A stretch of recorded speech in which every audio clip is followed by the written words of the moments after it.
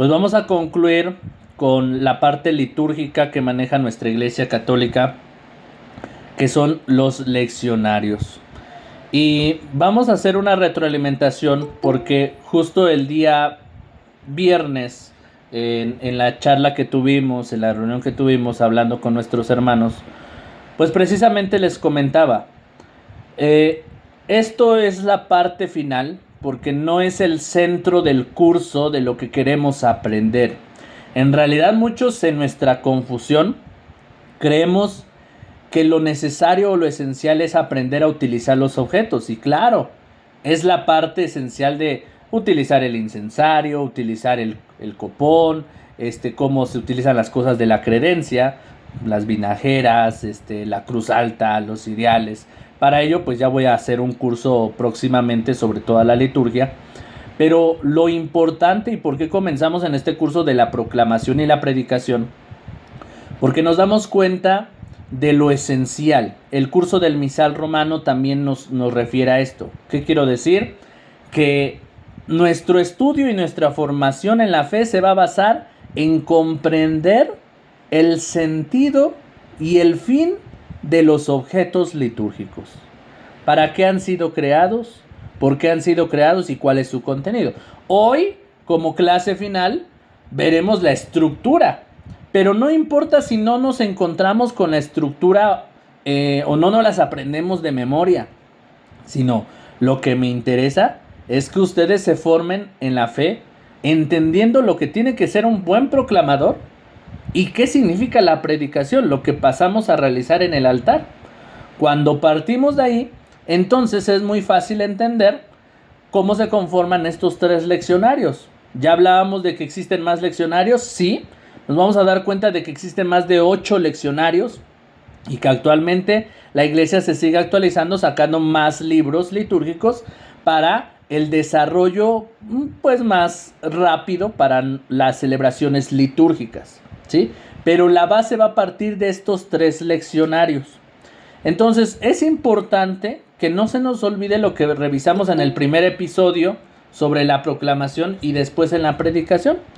Entonces, hablábamos de la proclamación como este momento donde Dios nos elige para ser sus servidores, para vivir esa conversión y para poder tener este testimonio al momento de leer su palabra. Porque proclamar significa presentar la palabra en nombre de Dios. Recordemos que no vamos a leer un cuento o una historia nada más, sino que lo que estamos leyendo es una historia sagrada.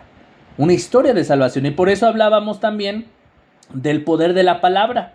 Recuerdan que el poder de la palabra es cuando se le acerca la fe del centurión. Hablábamos del texto donde se le acerca a este centurión y le dice: Señor, con una palabra que salga de tu boca, sanará mi siervo. Y esto lo refiero en la parte de la misa donde nosotros decimos, Cuando se dice: este es el Cordero de Dios que quita el pecado del mundo. Dichosos los invitados a la cena del Señor. ¿Qué respondemos todos? Señor, yo no soy digno de que entres en mi casa, pero una palabra tuya bastará para sanarme. En algunas parroquias he llegado a escuchar que dicen: para sanar mi alma. No sé si ustedes han escuchado, pero no es correcto decir para sanar mi alma. La liturgia y en el libro del misal dice para sanarme. ¿Por qué? Porque nosotros creemos en el milagro y el poder de la palabra, tanto física y espiritualmente. Que el Señor Jesús tiene un poder de sanarnos no solamente espiritualmente, no nada más nuestra alma, no, sino también nuestro cuerpo. Por eso en el texto de la fe del centurión, el centurión le dice: Señor, yo no soy digno de que vengas a mi casa, pero con que tú digas una palabra, mi siervo sanará. Y entonces se refiere a sanar también del cuerpo físico. Ya tendremos otros textos como la mujer que tenía la hemorragia y Jesús va aglomerado entre la multitud y la mujer lo toca. Y de inmediato Jesús se da la vuelta y dice: ¿quién me ha tocado? Porque he sentido de mí que ha salido una energía que ha sanado a alguien, pero no vi a quién sané. Y entonces la señora, pues tímidamente, levanta la mano y dice, fui yo. Y le dice, ¿qué ha pasado? Señor, desde hace tiempo yo tengo esta enfermedad y me han hablado de ti y por mi fe yo te he tocado. Y Jesús le responde, tu fe te ha sanado. Ahora ve y comparte con los demás lo que has visto.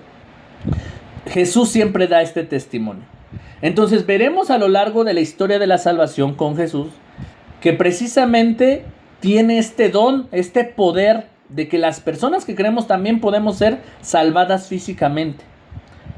Queridos hermanos, lo que quiero decir con todo esto es que al nosotros estar en contacto directo con la palabra, tenemos un gran ministerio, el ministerio del lector, del proclamador, del predicador, que es estar en contacto directo con la palabra. Así como el ministro extraordinario está en contacto con el cuerpo para llevarlo a los enfermos, así también nosotros, al estar en contacto con la palabra, cada vez que leemos, ¿sí? Por ejemplo, la primera lectura del domingo, leemos, en aquellos días el sumo sacerdote reprendió a los apóstoles y les dijo, les hemos prohibido enseñar en nombre de ese Jesús. Cuando nosotros pronunciamos cada una de las palabras escritas en estos leccionarios, estamos pronunciando la palabra del Señor. Que no se nos olvide el poder de la palabra. Y que cada vez que leemos, nosotros también somos renovados en nuestro bautismo, renovados en ese ser hijos de Dios. Y que a pesar de todos nuestros errores y dificultades, el Señor nos llama a la conversión. Que no se nos olvide que el ser lectores, proclamadores, predicadores, es estar en contacto directamente con el Señor en su palabra.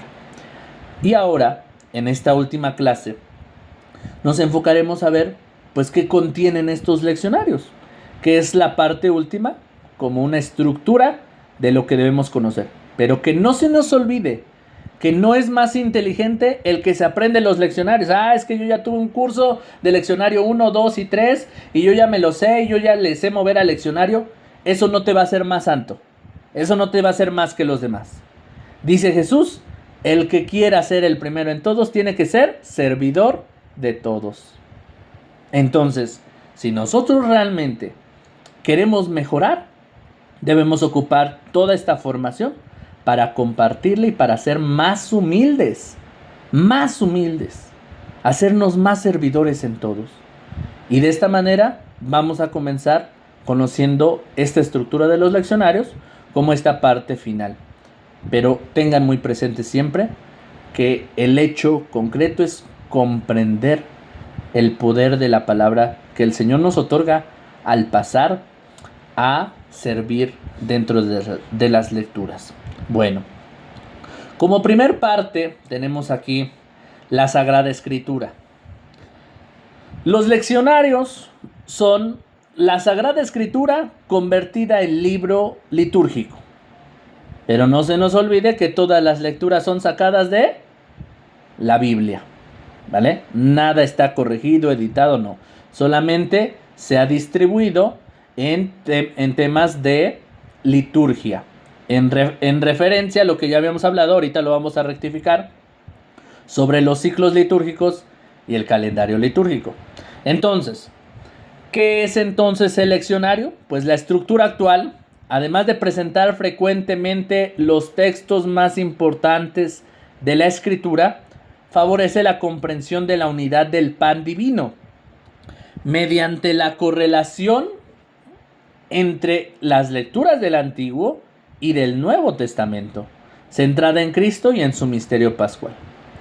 Es importante tener entonces, por tanto, en las parroquias, los leccionarios 1, 2 y 3.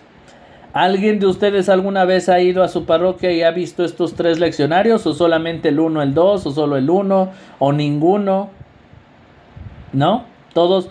A ver, nada más díganme, ¿quiénes sí han visto los 3 leccionarios en sus parroquias? Sí, un servidor. Muy bien. Alguien que me diga, yo Daniel no conozco los 3 leccionarios porque no, en mi parroquia no hay. Yo, o sea, Hermana yo, Rosa, hermana Blanca, muy bien.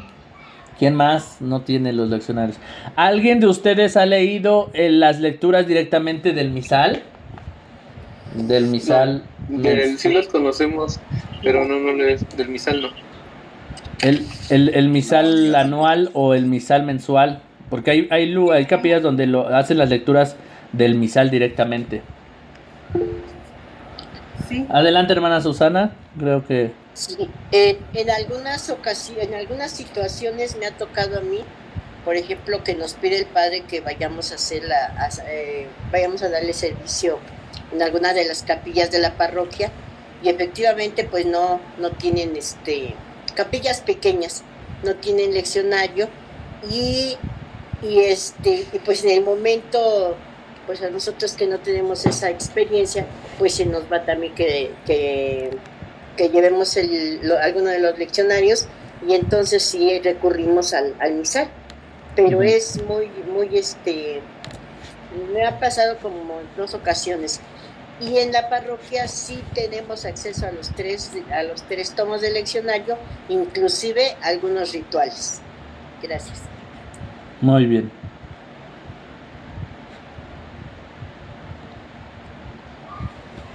nosotros sí tenemos, mira, en mi parroquia es muy grande.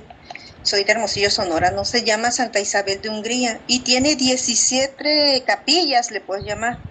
Y una de las capillas, yo estoy en una de las capillas. Todas las capillas tienen sus